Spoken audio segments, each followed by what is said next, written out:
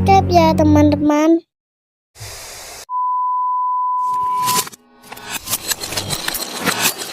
Projekt. Der Kunde kann doch die Data nicht um 2 Monate vorziehen, weit vor dem Beta-Test. Mann, da ist der Sound doch vorprogrammiert. Kisah akan berfokus pada seorang developer game bernama Tim, sedang melakukan Zoom meeting, membahas tentang peluncuran game baru mereka. Namun di tengah deadline yang semakin dekat, sinyal tiba-tiba ngedown, yang membuat Tim tidak bisa menyelesaikan pekerjaannya, dan harus pasrah, menunggu petugas Wi-Fi memperbaikinya.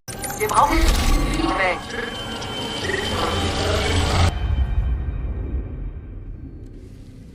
Ketika sedang menunggu, Tim kembali teringat dengan bayangan masa lalu tentang dirinya dan sang istri, saat mereka harus kehilangan anak pertama akibat mengalami keguguran. Bahkan, karena hal itu jugalah, hubungan mereka menjadi renggang dan saling menyalahkan satu sama lain, tapi tidak sampai menyeret keduanya ke jenjang perceraian.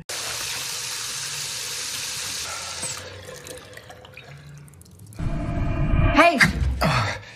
Dan inilah sang istri, yang bernama Olivia. Melihat suaminya sedang mumet karena game yang dibuat tak kunjung rampung, ia mengajak Tim makan di luar, sambil menunggu sinyal kembali normal. Secara kebetulan, mereka berpapasan dengan tetangga kamar bernama Anton, yang tampak buru-buru entah karena apa, termasuk sang pemilik apartemen yaitu Friedman, dan langsung menanyakan penyebabnya kepada beliau. Großbrand in der Hafen City. Nachrichten sind voll davon. Setelah dijelaskan bahwa Friedman juga tidak tahu, mereka dikejutkan dengan beberapa helikopter damkar yang melintas menuju sebuah pusat kebakaran. Friedman menjelaskan, jika tadi pagi telah terjadi ledakan hebat di sebuah pelabuhan, tak jauh dari wilayah apartemen mereka. Bahkan beliau juga berasumsi, jika gangguan sinyal yang terjadi adalah dampak dari peristiwa tersebut. Dikira akan pergi ke restoran, Olivia membawa Tim makan di mobil van yang baru saja diambil dari bengkel. Dengan fakta bahwa hubungan mereka sedang tidak baik-baik saja, ia mengalah dengan egonya dan mengajak Tim pindah ke Paris malam ini juga. Bahkan, Olivia rela bekerja demi bisa memulai kembali hidup baru. Namun karena Tim keras kepala dan lebih mementingkan pekerjaan, ia pun meminta waktu sampai gamenya selesai dirilis. Sorry, ich muss hier ran. Hey, die haben die Veröffentlichung zweimal nach vorne gezogen. Hast du schon davon gehört? Malamnya, terjadi sesuatu yang janggal. Tatkala ada semacam kabut tebal mulai menyelimuti bagian atas apartemen, disusul dengan saluran air yang tiba-tiba berhenti mengalir. Hingga keesokan paginya, saat Tim baru bangun tidur, ia mendapati Olivia selesai berkemas dan sudah bulat dengan keputusannya untuk pindah ke Paris seorang diri. Akan tetapi... Warte mal ganz kurz. Soll das heißen, du trennst dich jetzt? Das war's, oder? Dan ya, entah lelucon macam apa yang sedang terjadi. Pintu keluar yang tadinya normal, kini sudah tertutup rapat oleh benda padat hitam, seperti tumpukan batu bata dengan pola tidak teratur. Sempat memeriksa CCTV, namun hanya menampilkan gambar gelap. Tim kembali dibuat terkejut saat mengetahui jika seluruh ruangan sudah tertutup tembok hitam yang entah benda apa itu.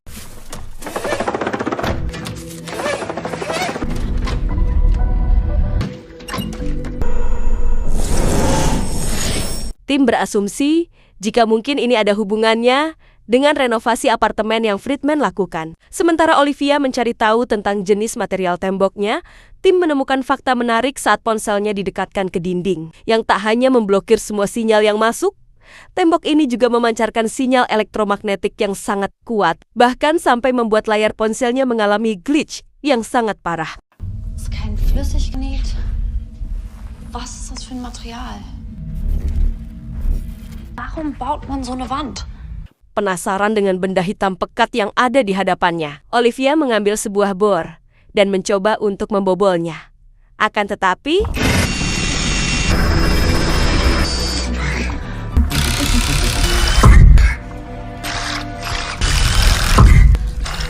tak hanya pintu dan jendela, tembok hitam ini juga menutupi hampir semua sudut ruangan. Hingga tak lama, mereka mendengar suara teriakan minta tolong dari kamar sebelah dan langsung melakukan pengeboran. Beruntung, tembok hitam ini tidak sampai menutupi sekat pembatas kamarnya, sehingga Olivia bisa menjebol tembok dan berkomunikasi dengan tetangga yang lain. Hallo? Hey! Hi. Hey! Ist alles okay bei euch? Tetangga yang bernama Anna dan Marvin menjelaskan, jika mereka juga tidak tahu apa yang sedang terjadi. Saat terbangun di pagi hari, mereka mendapati seluruh ruangan sudah tertutup oleh tembok bata hitam. Di mana masalah lain kembali muncul saat sumber air yang memasuk apartemen ini juga tiba-tiba berhenti mengalir. Disusul dengan Olivia yang menyalahkan tim gara-gara tidak segera pergi ke Paris tadi malam. Sehingga Das komplett mit Bauplan verhüllt ist! Dan ya, tim mendapati beberapa komponen ponselnya masih menempel di tembok dan sangat sulit untuk dilepaskan. Olivia yang penasaran pun langsung mengambil beberapa alat dapur untuk ditempelkan, di mana mereka menyimpulkan jika tembok ini terbuat dari semacam material magnetik dengan 4 titik yang memiliki tarikan paling kuat, dan tiba-tiba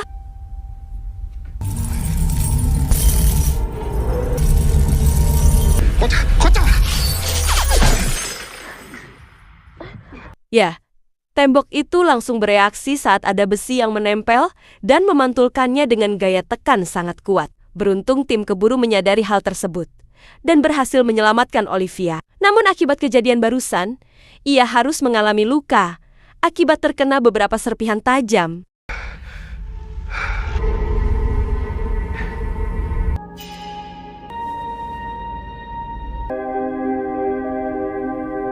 Tak lama, mereka mendengar anak yang berteriak minta tolong. Sehingga dengan cepat, Tim dan Olivia membongkar tembok sekat pembatas dan mendapati anak sudah terbujur lemas di pinggir kasur. Entah apa yang baru saja terjadi. Marvin tiba-tiba muncul dari belakang dan menyerang Tim yang sedang lengah.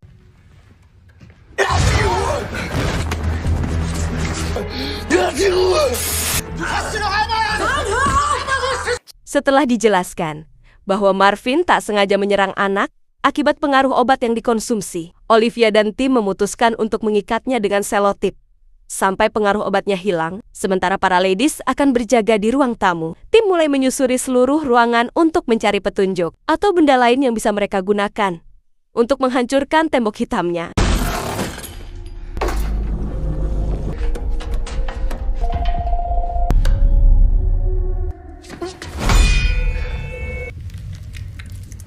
Gagal dengan martil, Olivia baru ingat jika di bawah apartemen ini terdapat bank rahasia. Bekas Perang Dunia Kedua yang terhubung langsung ke jaringan metro, alias jalan raya lama yang sudah tak terpakai. Namun untuk bisa sampai ke sana, mereka harus membongkar sekitar 4 lantai dari kamar Marvin saat ini.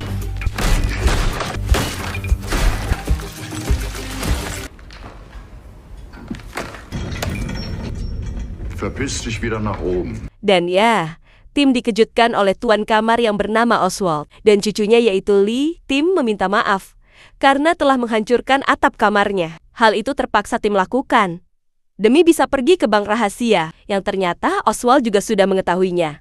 Sambil menunggu Marvin selesai membongkar, Lee bercerita jika tadi subuh saat dirinya pergi ke toilet, pintu dan jendela kamarnya terlihat masih normal-normal saja. Namun saat keluar, tembok hitam itu sudah menutupi semua sudut ruangan. Wir kommen hier raus. Es ging alles so schnell.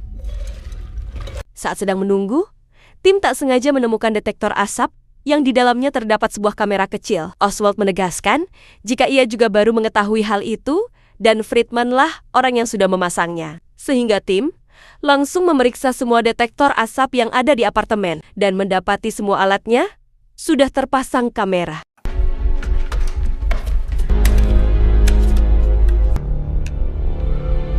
Da sitzen irgendwelche superreichen Wichser. Und euer Vermieter ist der Game Master. Ja, so. Curiga jika Friedman adalah dalang dari semua ini, Olivia menunjukkan lokasi kamar beliau, yang kebetulan bersebelahan dengan kamar milik Oswald. Selesai membongkar sekat pembatas, mereka dikejutkan dengan penemuan mayat Friedman. Sudah bersimbah darah, dengan kedua lengan yang hilang entah kemana, termasuk ponsel miliknya yang masih menyala, dalam keadaan mode kamera.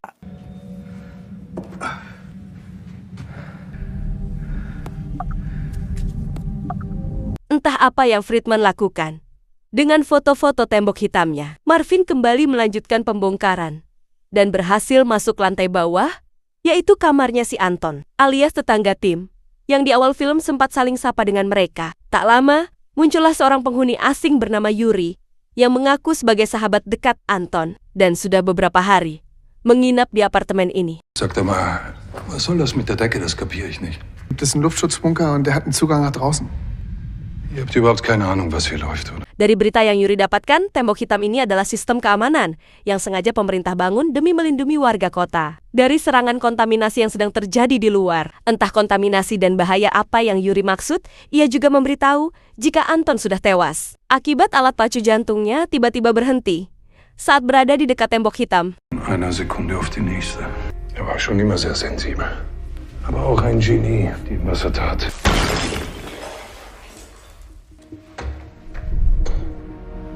Dan inilah bunker yang dimaksud, mereka pun bisa sedikit bernapas lega, karena apa yang Olivia katakan tentang bunker ini benar adanya. Menggunakan martil yang sedari tadi mereka bawa, Olivia mulai menghancurkan besi gembok penghalang, agar bisa secepatnya keluar dari sini. Tapi tebak, apa yang mereka temukan di luar?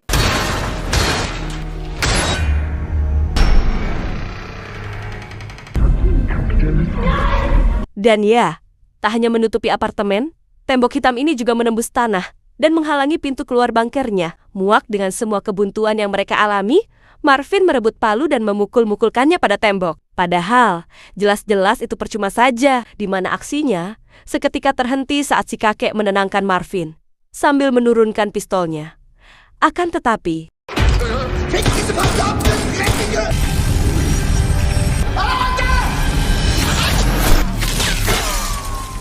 dan ya, tim lupa memberitahu jika tembok hitamnya dapat memantulkan segala jenis benda logam dengan daya pantul yang sangat kuat, sehingga si kakek yang tidak sempat menghindar pun tewas akibat satu peluru yang bersarang tepat di dadanya.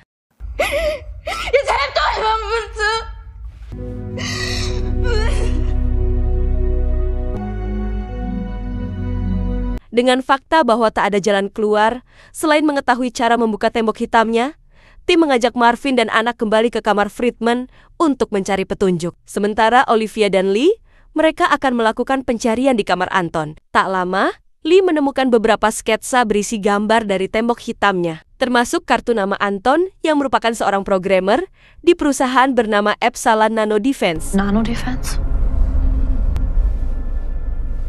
Epsilon Nano Defense? Er war ein Programmierer. Entah perusahaan bidang apa yang Anton geluti, namun dari tumpukan kertas berisi gambar polanya, mereka yakin jika Anton Epsilon Nano Defense dan tembok ini masih memiliki kesinambungan. Hal itu terbukti dari kode yang mereka temukan pada coretan milik Anton, yang diyakini adalah sebuah kode untuk bisa membuka tembok hitamnya. Hast du ein Problem damit, Yuri? Dass hier eine tödliche Strahlung reinkommt, sobald ihr die Wand öffnet. Meski kodenya sudah ditemukan, tetap saja mereka tidak tahu cara menggunakannya. Sempat terpikir untuk mengorek petunjuk dari laptop dan ponsel milik Anton, hal itu percuma saja. Karena semuanya sudah rusak, entah karena apa. Di mana Yuri mengatakan, jika saat sedang kejadian, Anton sengaja merusak ponsel dan laptopnya akibat depresi, karena tak kunjung berhasil membuka temboknya. Wollte er nicht, oder? Mal, versteht mich nicht falsch, es tut mir, dass sich noch jemand wehtut. Versteht ihr? Saat sedang menyusuri kamar Friedman, tim baru sadar jika ruangannya lebih kecil dari apartemen lain. Curiga jika ada tempat rahasia di dalam sini, tim pun menemukan satu dinding mencurigakan, disusul dengan Marvin yang menemukan semacam remote berisi tombol kombinasi, sehingga tim menggunakan tepung untuk melihat bekas sidik jari Friedman pada remote tersebut. Okay. Das ist jetzt gerade alles in meinem Kopf. Berkat tepung yang tim gunakan, kini kemungkinan mereka memecahkan kode remote-nya akan semakin mudah. Sementara tim dan Marvin mulai mencoba beberapa kombinasi untuk membuka dindingnya. Ana akan menjemput yang lain dan memberitahukan temuannya ini, namun karena Lee masih sibuk mencari petunjuk, ia pun akan segera menyusul belakangan.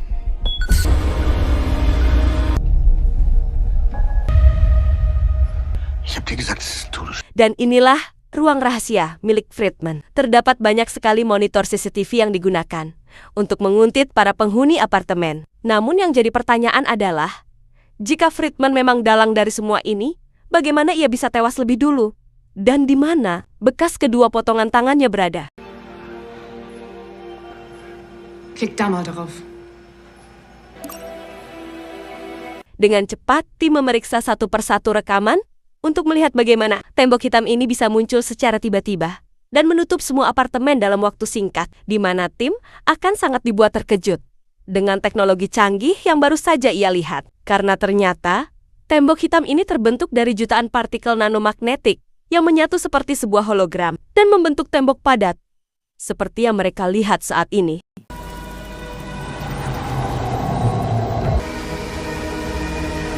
Kann mir irgendjemand erklären, was wir da gerade gesehen haben? Di saat yang sama di lantai bawah, Lee yang penasaran dengan kematian Anton mulai membuka syal di lehernya dan menemukan memar bekas cekikan yang entah siapa pelakunya. Tapi saat tim sedang memeriksa CCTV di kamar Anton, mereka baru sadar jika Yuri tidak ada di sana. Marvin yang mulai curiga jika ada yang tidak beres dengan Yuri, segera pergi ke kamar Anton untuk memeriksa keadaan Lee. Juri? Was machst du da? Dan benar saja, Marvin mendapati Yuri sedang membakar semua sketsa Anton dan mencoba menghilangkan petunjuk, termasuk Lee, yang kini sudah membujur kaku tak bernyawa. Yuri menjelaskan jika ia terpaksa membunuh Anton dan Lee. Bukan apa-apa, Yuri hanya berusaha melindungi yang tersisa di apartemen ini, agar tidak berusaha keluar. Karena ia yakin, jika di luar sana sedang terjadi perang kimia, yang membuat semua orang akan terkontaminasi racun mematikan. Dann sorge ich dafür, dass sie das auch tut. Bist du krank, Mann? Du hast sie umgebracht! Tepat sebelum kematiannya, Anton terlihat membawa ponsel dan memotret-motret tembok hitam menggunakan flash dan berhasil membukanya. Namun saat Anton akan pergi, muncullah Yuri yang mencegah dan langsung mencekiknya hingga tewas. Sadar jika saat ini Marvin dan Lee sedang dalam bahaya, mereka pun segera menyusul untuk menyelamatkannya.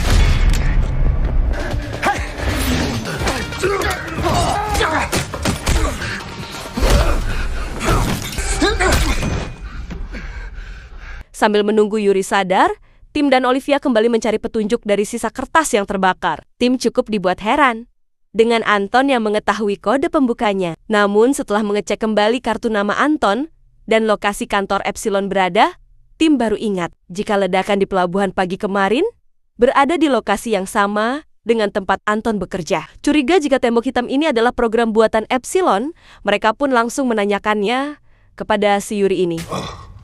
Aufwachen, du Arsch. Haben die Wand gebaut? Ich weiß nur, dass es ein Verteidigungs... Dan benar saja, Epsilon Nano Defense sengaja membuat tembok hitam ini sebagai bentuk sistem pertahanan terhadap segala bentuk serangan, seperti atom, senjata biologis, atau serangan kimia mematikan. Berbeda dengan Yuri yang meyakini bahwa saat ini di luar sedang terjadi peperangan. Anton justru menganggap jika ini adalah malfungsi sistem akibat dampak dari ledakan yang terjadi di pelabuhan. Sehingga ketika Anton berhasil membukanya dan akan mengkonfirmasi langsung pada pihak perusahaan, Yuri yang sejak awal parnoan dengan tega membunuh Anton hanya demi keselamatannya sendiri. Aber du glaubst, es ist ein Ernstfall.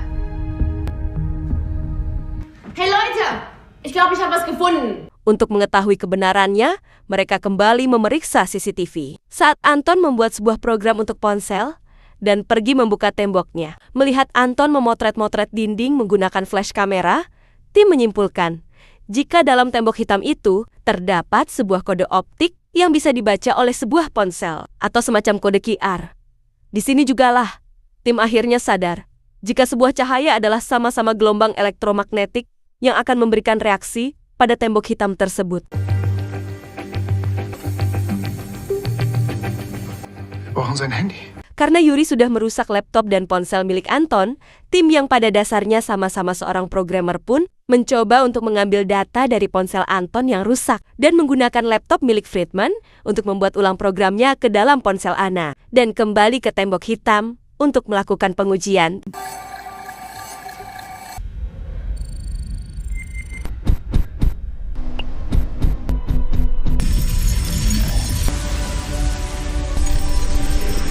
Dan ya, Tim berhasil membuat temboknya bereaksi, tapi tidak sampai membukanya. Anna yang penasaran perlahan mendekat dan memasukkan tangannya ke dalam tembok, di mana hal tak terduga terjadi saat tangannya terus tersedot tanpa bisa ditarik lagi, disusul dengan setiap tepian tembok yang mulai mengeras, dan tiba-tiba...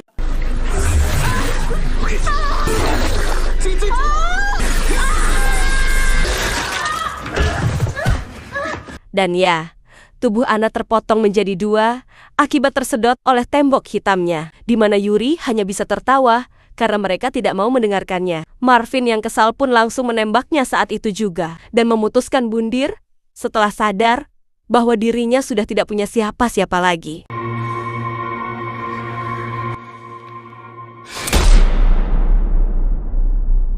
Disinilah tim akhirnya sadar bahwa Friedman tewas bukan karena dibunuh. Bukan juga dalang dibalik semua ini. Tepat saat Anton berhasil membuka tembok hitam dan dibunuh oleh Yuri, Friedman melakukan hal yang sama dengan tim, yaitu mencoba membuat program melalui ponselnya. Namun karena salah menekan pola, tangannya harus tersedot dan tewas karena kehabisan darah.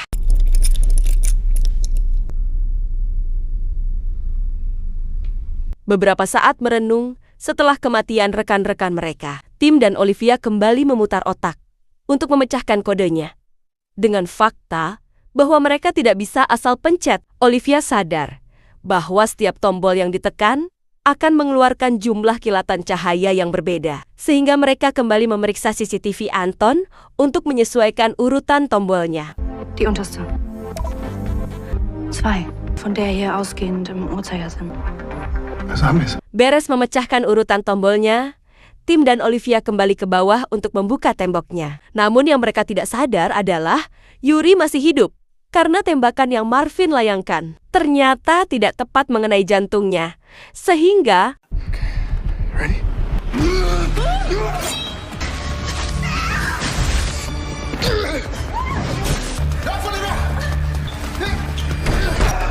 beruntung, mereka berhasil lolos dan segera bersembunyi di ruangan bunker. Sementara Olivia diminta untuk membuka temboknya, Tim akan berusaha menahan Yuri agar tidak bisa masuk. Namun hal itu tak berlangsung lama. Setelah Yuri berhasil membobol pintu dan kembali menghajar Tim sampai babak belur.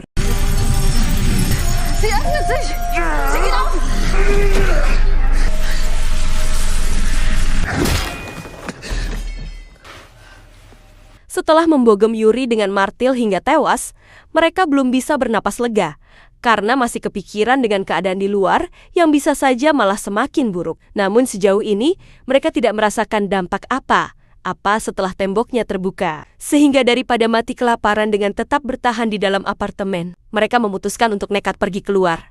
Dan akhirnya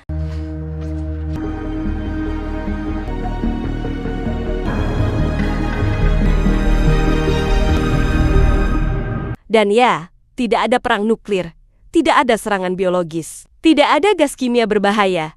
Yang ada hanya bangunan-bangunan yang sudah tertutup rapat oleh tembok hitam. Setelah memutar radio di dalam mobil, akhirnya terungkaplah bahwa peristiwa ini murni akibat kebakaran di Epsilon Nano Defense yang tak sengaja mengaktifkan pertahanan rahasia alias tembok hitam yang mengurung hampir semua kota di wilayah ini. Tamat. Terima kasih sudah menyaksikan alur cerita film sampai akhir. Jangan lupa subscribe dan sampai jumpa di movie selanjutnya.